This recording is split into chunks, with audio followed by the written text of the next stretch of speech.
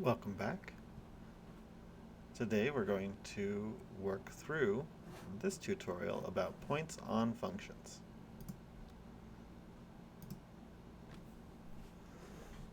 Let's get started.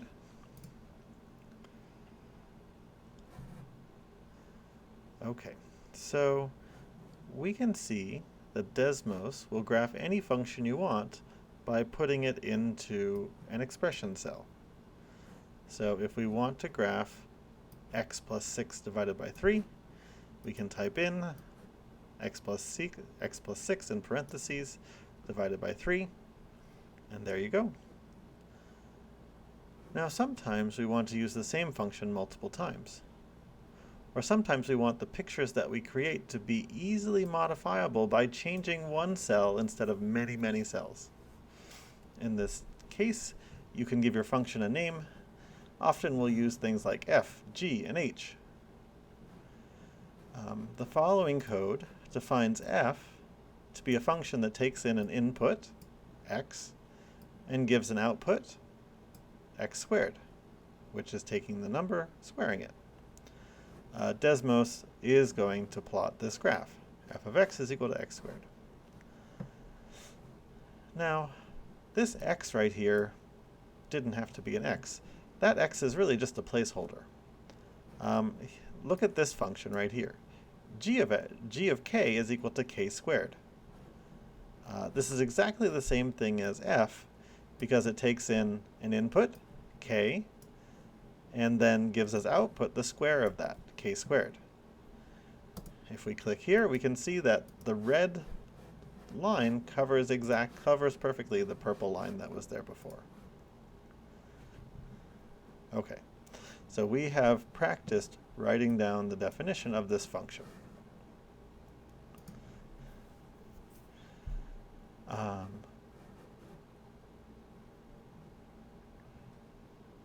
When you type in a function into the graphing calculator, if it's the graph of a function, it's a visual representation of all of the x's and y pairs that happen when you use this function. So you plug in an x and you get an f of x as the output. We can see this in Desmos. Let's look at this function. F of x is equal to x squared. What is the point above the curve? What's the point on this curve above x equals 1? It's 1, comma f of 1. We can label that 1, comma 1. 1 squared is 1. But let's say we wanted to figure out what is the point above 2. Well, we can type in what is, oh wait, here is actually saying above negative 2. Let's do that. Above negative 2, if we type in negative 2 comma f of negative 2, that's going to give us the point on the curve above negative 2. In this case, it's negative 2 comma 4 because when you take negative 2 and you square it, you get 4. What we're going to do now is we're going to replace the 1 here, this 1 comma f of 1, by a slider. So we replace the 1 by a variable slider, and you activate the slider. So if we have a comma f of a, and we move and we change what a is, here's our slider, it's going to move a point along the curve because at every point, like a is 2.3, we get 2.3 comma f of 2.3, which is a point on the curve.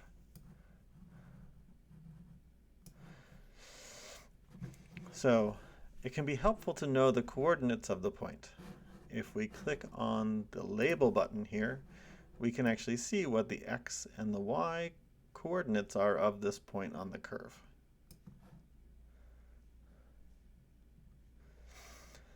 So this is something helpful if we want to make sure that our points lie on a curve here. Let's do one more thing that uses the power of defining functions. Above here, we use the function f of x is equal to x squared.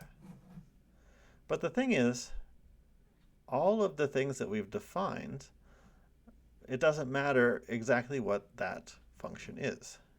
if we change f of x to be some other function, it's going to update our whole picture to that new function. So if we change this x squared and we maybe make it sine of x, then now when we move our point a comma f of a, it stays on the sine curve. Or what if we made sine of x squared? Oh my gosh, that one looks a little crazy. But this point will, no matter what happens, this point stays on the curve. It's bouncing back and forth and back and forth and back and forth. What if we made it x times sine of x squared? Okay, that one's fun. Whoa! So what's happened here is no matter what f of x is, no matter how you define f of x, this is still going to work. You can still move your points around and modify your picture because everything here is defined in terms of a parameter, a, and the function that you defined up there.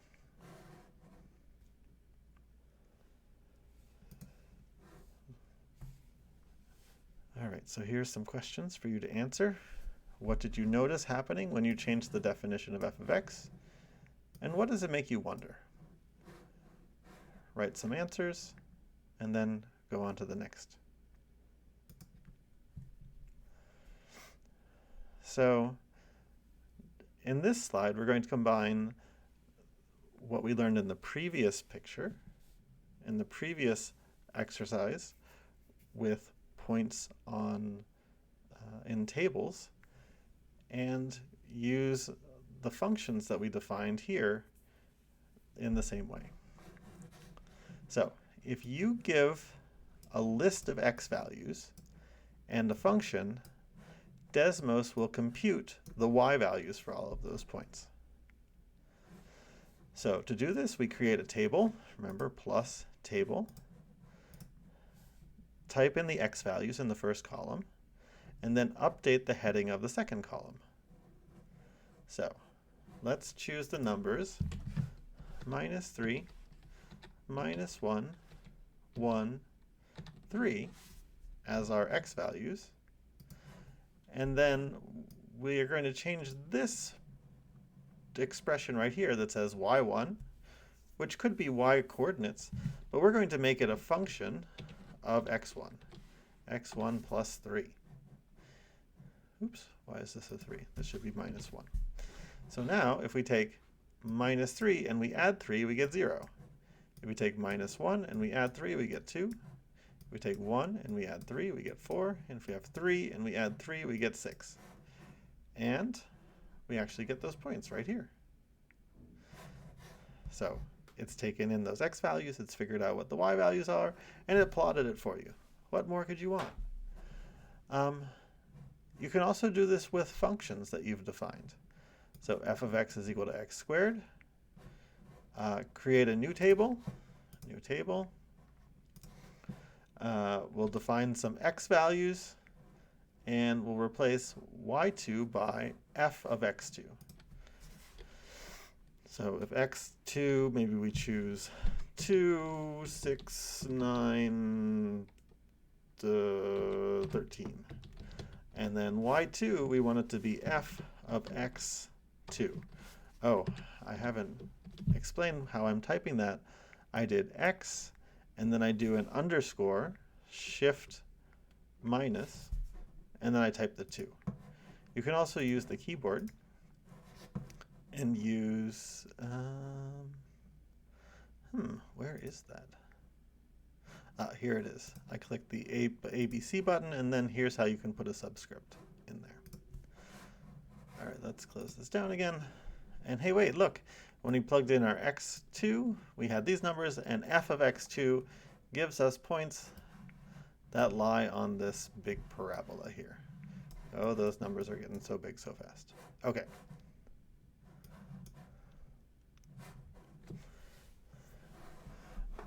Okay.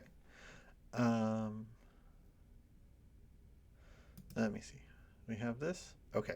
And functions also work with lists. the best way to plot a lot of curves, a lot of points on a curve, is to use lists and functions together. You can specify your function like this. H of x is equal to -4 minus x over 10. That's this purple line. You can then specify your x values. Remember, here's a list. We have -10, -9, -8, -7, -6. And then if we write q is equal to h of p, then that's going to give us all of the y values.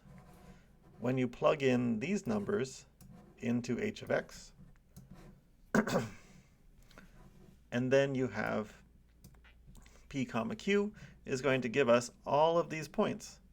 Not just one, not just two, but all 21 points at the same time. You could also do this with points on a graph without defining the function.